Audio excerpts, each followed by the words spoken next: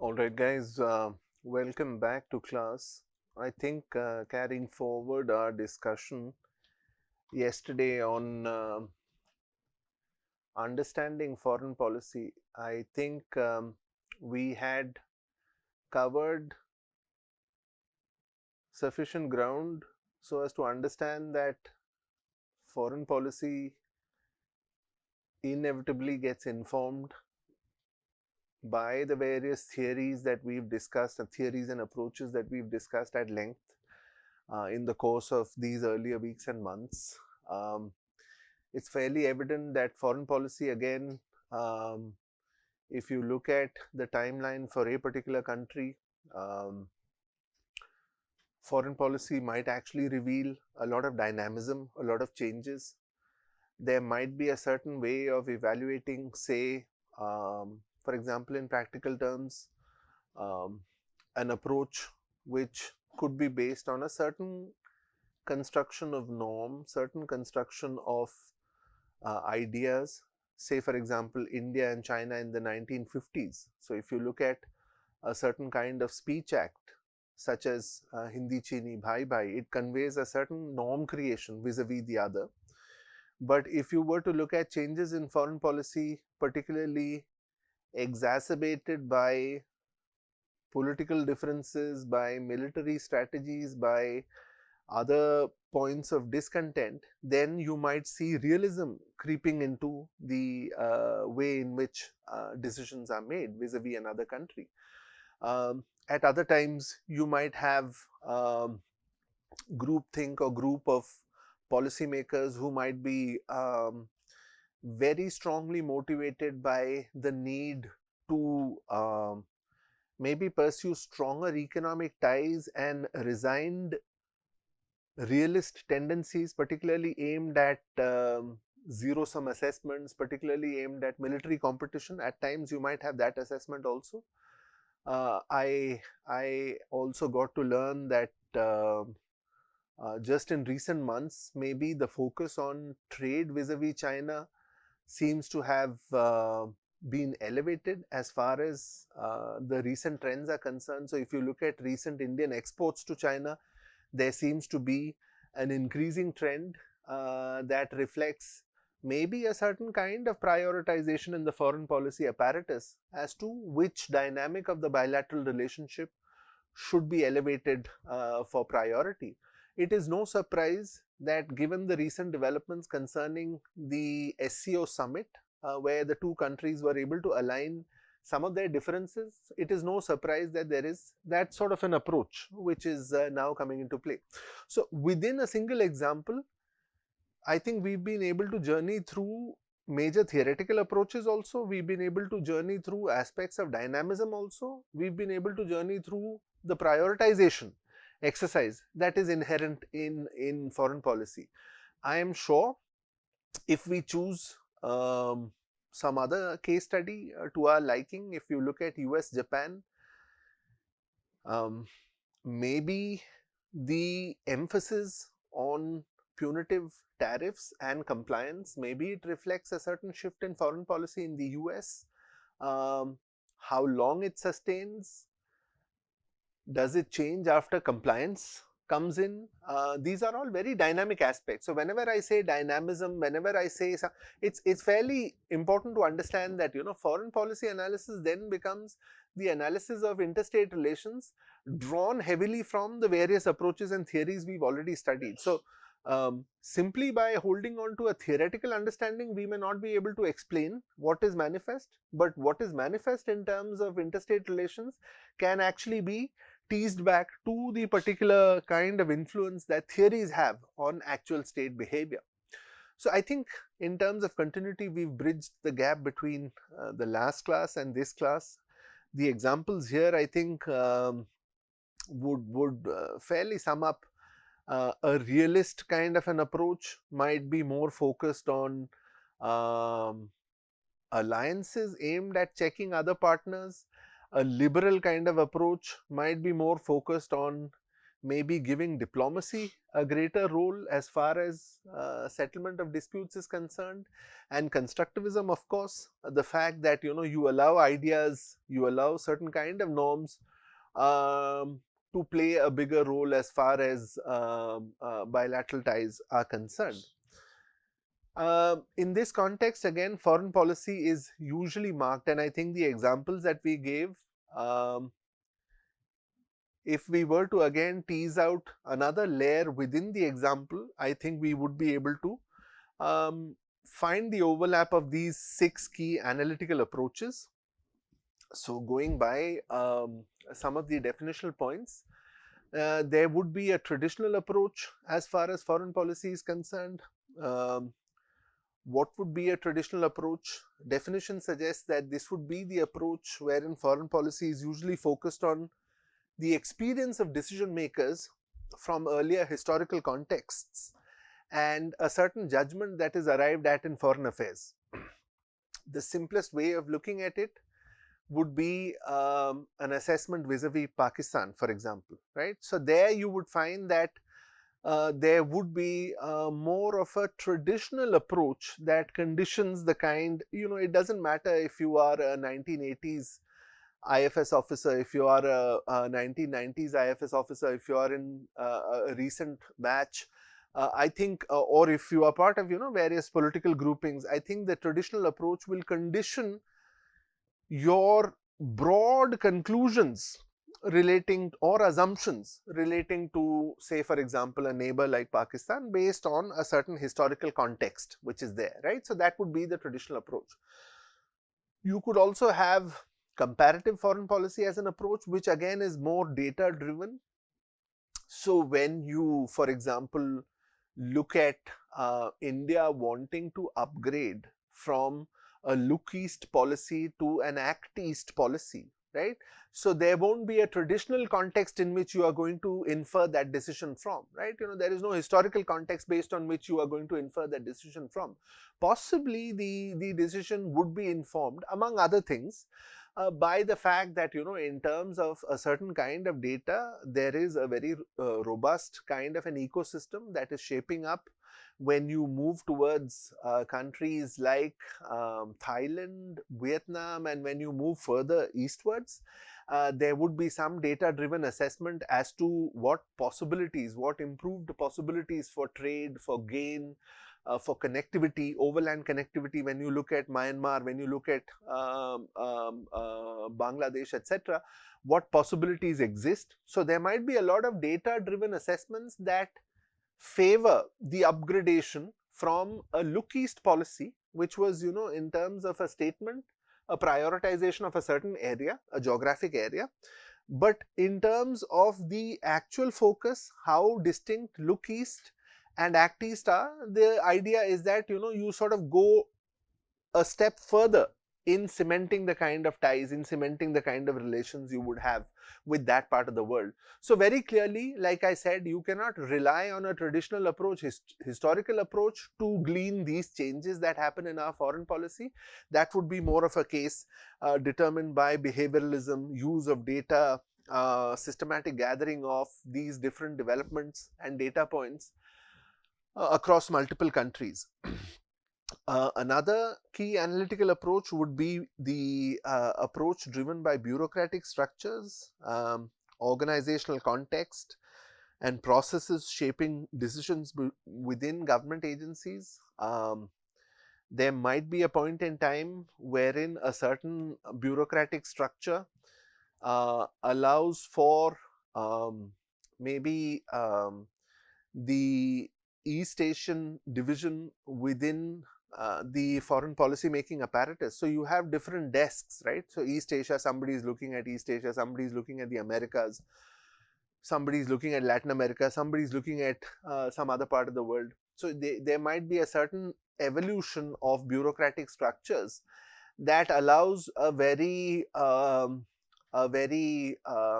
efficient fit between, say, for example, the East Asia desk coming together along with maybe the inputs that are driven, say, from, the other aspects of foreign policy making.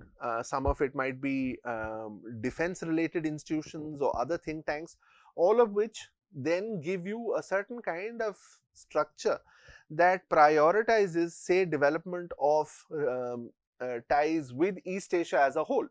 At other points in time, you might have a systematic build up where, for example, given the fact that maybe there is a certain organizational context that prioritizes, say, relations with the US for a certain period of time. So if you look at a certain time period and you say that, okay, between this year and this year, it seems to be that in the last 7 years we've moved closer to a particular country, a lot of that would be because of this particular coalescing of interests at the organizational level, due to different organizational structures and processes coming together, and thereby shaping the kind of decisions that would emerge. Say, for example, within the bureaucratic structure, suddenly you find that defense inputs or inputs by national security agencies are prioritized. Then you might have a more securitized view as far as the policy options that are coming vis-a-vis a particular area. You might have a more securitized view emerging relating to that. So some of it is structure driven, and no surprise why it is called an approach driven by bureaucratic structures. Foreign policy analytical approaches driven by cognitive psychology, I think here we are familiar with the previous discussion on a certain cognitive ability and a certain limitation that everybody has. They when you talk of two leaders bonding at a personal level, or when you say that, okay, this problem might be a big problem in terms of taxes, tariffs, immigration, restriction, etc. But when somebody says that, I think leader to leader, they seem to have good relations, and therefore, when a summit level meeting takes place, they would be able to reach some kind of understanding where they would be able to convince their own bureaucratic structures that let's go easy on immigration requirements, let's go easy on the punitive nature of tariffs, let's find a middle ground. So this is an aspect which delves into the psychological aspects, including perception, misperception, personality characteristics of people involved. At times you might have heard descriptions that the NSAs of these two countries seem to be getting along very well, and therefore some decisions that result from that kind of an understanding about the other might be able to have some impact as far as maybe the routine bureaucratic structures are concerned. If there is a recommendation that this should not be carried forward, there could be a personal element involved in the leadership that looks at different aspects to maybe suggest a different path forward. Multiple the context of multi-level analysis again is based on the fact that we look at foreign policy approaches through the lens of major IR theories, and then look at particular aspects of policy making. So there would be extended periods of time, say for example in a country's history, wherein their approach towards the main adversary would be driven by the camps that dominated world politics. And therefore, when you were to apply any major IR theoretical approach, you would inevitably end up looking at arms race, you would end up looking at security competition, you would end up looking at major power rivalry, and therefore that at different levels would have informed a certain kind of approach. Cut to a different context, maybe the same ideological differences that you had with the enemy camp in a different temporal setting doesn't really apply for another country that espouses the same ideology, and you might actually become the closest trading partner for that particular country based on another level of understanding relating to theory, which is that a liberal, and I hope you are getting the gist of what I'm saying, that when you look at US-China relations, maybe ideology is the last thing that stopped both of them from getting into closer and closer economic ties, which reveals that at some level there is, when you look at a multi-level analysis, there is a more informed approach that looks at trade complementarities, that looks at comparative advantages, that looks at place of position within global value chains, that looks at the logic of how production can also be disaggregated in order to achieve similar kind of outcomes when you have production being outsourced to some third country site, and then wanting to take advantage of labor conditions there, possibly maybe more comfortable environmental conditions there, who knows. But multi-level analysis again focuses on this aspect where you apply major IR theories to these particular aspects of policy making. And social constructivism, I think we've discussed norm creation, creation of ideas, etc., to a fair level. Here we talk of identities, ideas shaping interests through discourse and social interaction. So, if there was a certain view related to Japan in the United States in the early part of the 20th century, rest assured that that view totally changed by the time you reach the second half of the 20th century.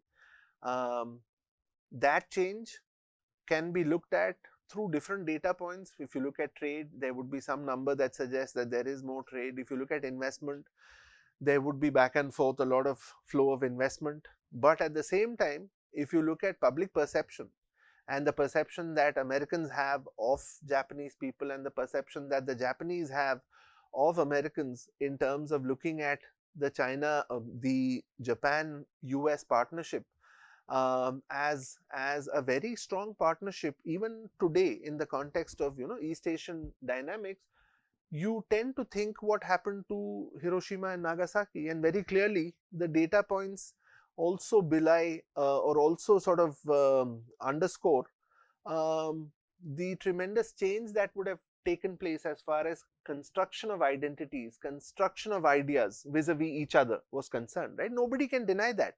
I mean, I'm giving you two contrasting examples because you might want to just look at the data and then make an argument, which is where you might be looking at comparative foreign policy approach. But you might have others who would have focused on maybe just wanting to change the way we think about the other country so that the relationship becomes maybe more conducive to further expansion of trade interests, economic interests, educational interests, and so on and so forth. So I think the 6 key analytical approaches as a point of definition and also as a point of an applied understanding of how foreign policy works gives us a fairly comprehensive view. In terms of decision making, again, broadly, there would be what scholars call as a RAM, or the rational actor model. RAM is how the textbook defines it. You are basically wanting to make decisions based on a certain clarity of goals, based on certain data points, based on a very cold cost benefit analysis point of view. So when somebody says the US is behaving in a certain manner with the North Koreans, it is for a reason. Maybe the approach is purely to follow a rational actor model. Could there be series and series of diplomats that are designated, say for example, to improve ties with North Korea? That would have been a different kind of scenario, right? Wherein you sort of look at different aspects of how diplomacy could be used to maybe even out differences that you have. But in this particular case, it seems that diplomacy per se has less and less or limited kind of role, and whenever it has been used, it seems to be upended at some point in time by some development. So 6-party talks that crashed. Again, we are back to a very cold kind of calculation vis-a-vis North Korea, which manifests as sanctions, right? The other way would be somebody suggesting that why don't we just go on negotiating, why don't we give diplomacy more chances?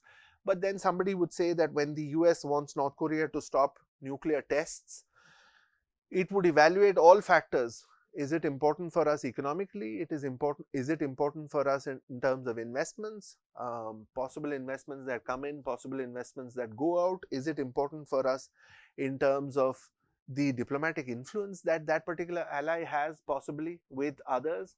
And when you get an answer which is no towards all of these queries, it becomes understandable as to why they are following a rational actor model, right? Based on a very cold calculation of what would be the costs and benefits of dealing with a particular country in a particular manner.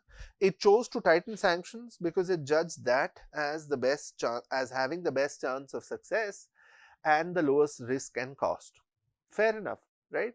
Will somebody say that, well, that is the wrong way to go? You could say that, maybe there could have been a different outcome possible had you been patient, had you taken a different route. But the thing about foreign policy is that all these things only get validated in hindsight. So, the fact that we had a certain kind of relationship with our neighbor, was it good, was it bad? It's very unfair to simply judge it on the basis of, what gets decided, because there would have been all of these factors that went into it. There would have been a traditional approach that would have informed some. There would have been the number crunching and the data that would have informed the prospective gains scholars and the others who would have thought in that direction. There could have been those that strictly followed bureaucratic structures and said that, well, this is the input by the national security apparatus and the defense. So in terms of structure, we strictly follow this. We don't get into, traditional bonhomie or other aspects of. There could be others who would say that, okay, let the top leadership have a summit somewhere and come to a better understanding of how to manage disagreements. These are disagreements, these are not permanent. There could be different ways of solving a single problem, right? And so all of it gets factored in, and that's where you have different models. So when you go to the next model, bureaucratic politics, again, this as we mentioned in the previous comments, reflects decisions that emerge from bargaining among officials who might be pursuing organizational interests and personal positions. I think here it becomes very interesting that at the end of the day, a lot of these bureaucratic structures and the officials who are positioned in them, their input and how that translates to a final decision. Say, for example, let us decide to de-escalate the conflict with China. That is a decision which is taken based on maybe a certain kind of bargaining that happens between different officials. There would have been those from the East Asia desk who would have said that, yes, this might be the best time. Last 4 years, there's been a stasis. Now you've had tariff pressures. Where would our shrimp exports to the US get absorbed? And somebody would suggest a solution saying that, well, let's sell it to China, and which is what I was referring to when I mentioned that, in recent months there seems to have been a trend which has shifted reflective of India's growing exports to our neighbor. So all of that is what?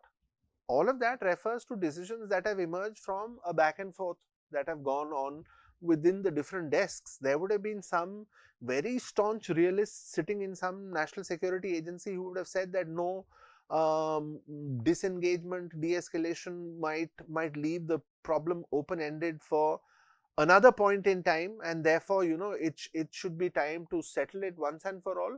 But that point of view for the moment might have been resigned it to the back seat, and there would have been some other priorities that emerge as a result of this bargaining.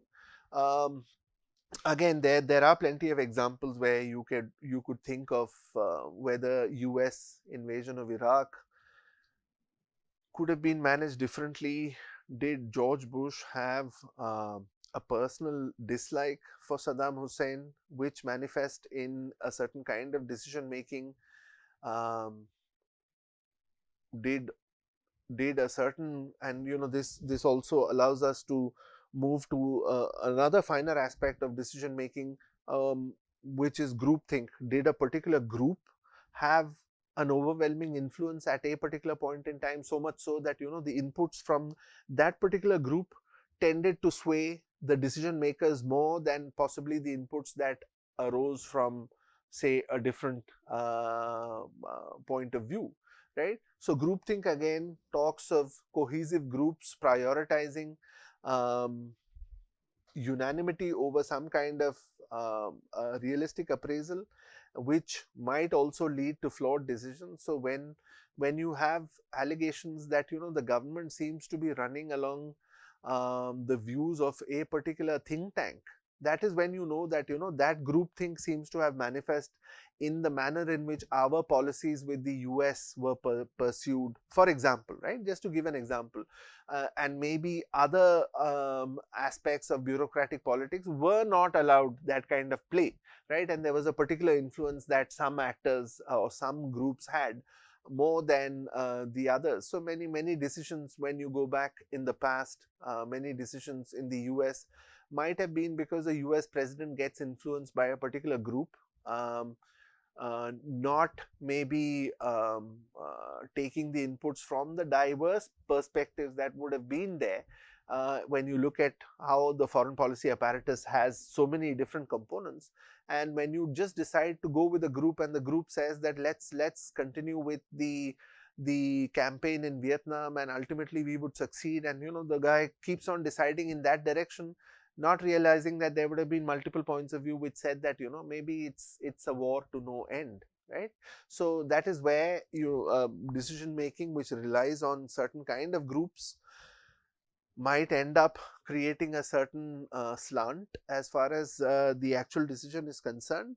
And I think even foreign policy, as we discussed previously through that very interesting piece by Levi, where we were familiarized by the levels of analysis framework, again refers to these levels of analysis, wherein at the systemic level you would be looking at, of course, the conditions in the international system, the kind of anarchy and distribution of power that manifests, two powers, multiple powers, one power, um, and all of those conditions that create certain kinds of pressures on states to behave in a certain manner or to decide in a certain manner.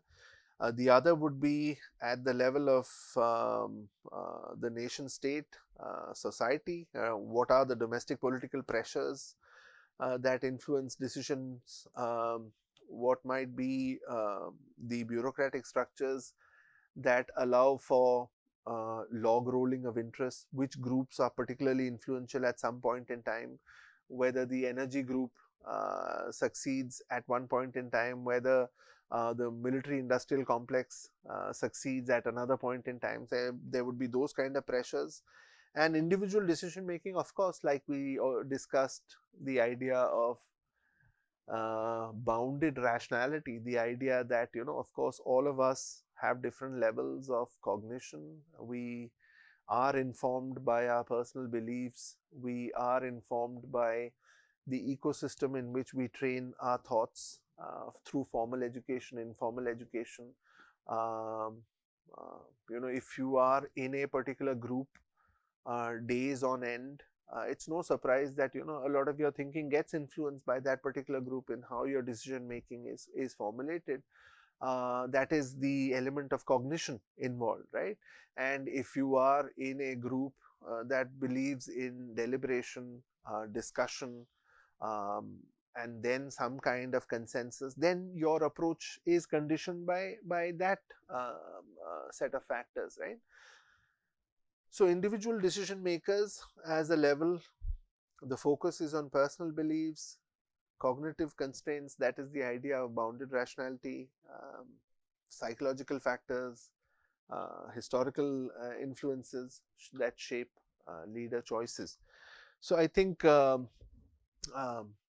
overall, in terms of the understanding of foreign policy, this small bit also represents a key development, I would say, particularly um, in the last quarter century, right? In terms of the influence, of course, you've had these think tanks from much longer, but when you look at popular discourse And in the context of India, if you are asked to, name think tanks from the 50s and 60s and 70s, then you would be running short of names. But if you look at the last quarter century and identify key think tanks, you would be able to identify, right, major developments which have happened at the level of foreign policy think tanks, providing some kind of expert advice, the kind of research agendas that are taken up by think tanks like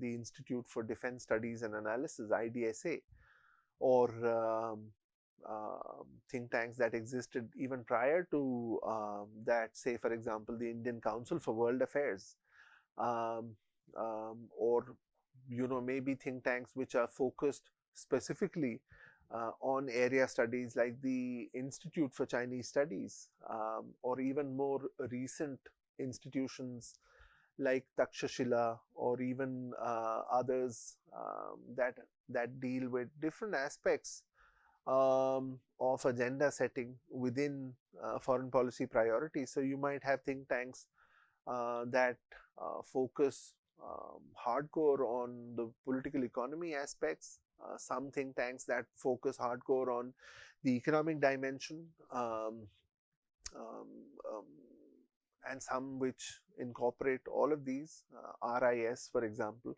So there are multiple. I mean, I just named maybe 5 or 6 Indian think tanks, and on your slide you have the context being a textbook reference to some of the American think tanks that have been around. But particularly when you talk of the last quarter century, the kind of influence that these think tanks have had, it seems to have increased manifold, right? So there are more than 2,000 think tanks in the US alone, and like I said, in India, that is also something which is emerging in a big manner.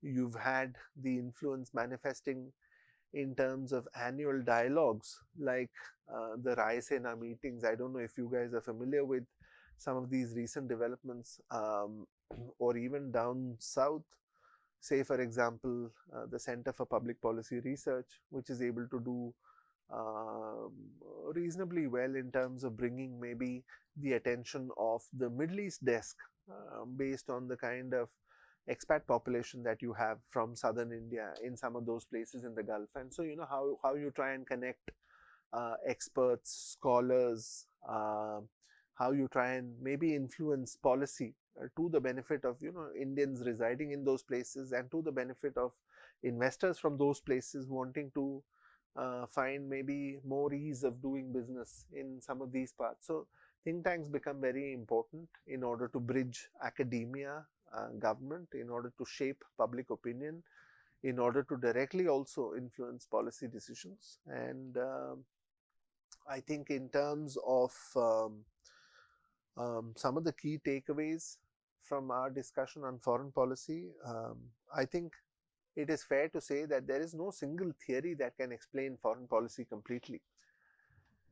You look at India-US relations, you will find at different points in time different shades involved in how maybe the US wanting to align with Pakistan and create something like CENTO, for example, which was the something similar to the NATO in a South Asian context. That would have been reflective of a different theoretical approach. You come closer to the last couple of years and you might find a different kind of approach. Some would say that, well, that approach still masks an underlying comfort level that the US might have with some of our neighbors, and that might also be true. So the idea is that multiple perspectives do matter, and that is how informed foreign policy is able to be realized, right? So no single theory can explain foreign policy completely. At one level, we've discussed previously, combining systemic, state level, society level, and individual level analyses gives us maybe a more comprehensive understanding to arrive at our decisions. That said, we cannot discount theory, because at the end of the day, whatever decisions that we see um, being played out between countries, basically they are a manifestation of the different theoretical approaches we've seen. And so the different theoretical approaches that tend to emphasize different kinds of values, maybe at times security prioritized to an extent that it blinds other considerations, maybe at times some other kind of norm creation that allows maybe a saner view to be taken vis-a-vis another country. And so nobody can deny the fact that inevitably, no matter whether you follow a bureaucratic approach, a traditional approach, something which is based on behavioralism, whatever you follow, at the end of the day there is some theory that you can see shaping that particular policy. And the last point here, the fact that uncertainty is always inherent, because you're always dealing with decision making happening in the context of imperfect knowledge, right? Is this the right thing to do? This might be the best thing to do in a particular context. That's at best what any foreign policy practitioner might be able to convey, or any leader might be able to convey. The only thing is that it should not be skewed in terms of not being able to tap into the multiple perspectives which are available. So if it is purely driven by, say, groupthink, which thinks that this my relationship with this country should be purely adversarial, and you're not taking any other inputs from the multiplicity of resources which are available, then yes, you are sort of skewing that decision making process in a certain direction. And um, one can only look at policies being correct or incorrect in retrospect, right? I mean, was this the right thing to do? Did we do the right thing at that point in time? Um, were sanctions the best way to deal with a certain kind of relationship with your neighbor? Um, was blockade the right thing to use vis-a-vis your smaller neighbors? All of these questions can only be answered in retrospect, in hindsight, right? And understanding foreign policy, therefore, requires examining how nations navigate very complex international challenges through strategic thinking, through very strong institutional processes that should be there, through human judgment, which operates under conditions of bounded rationality. I think on that note, um, I'll bring today's discussion to a close. I think we've already completed that segment on foreign policy, and we'll move to our concluding segment, discussing globalization. So for now, I'll bring today's class to a close.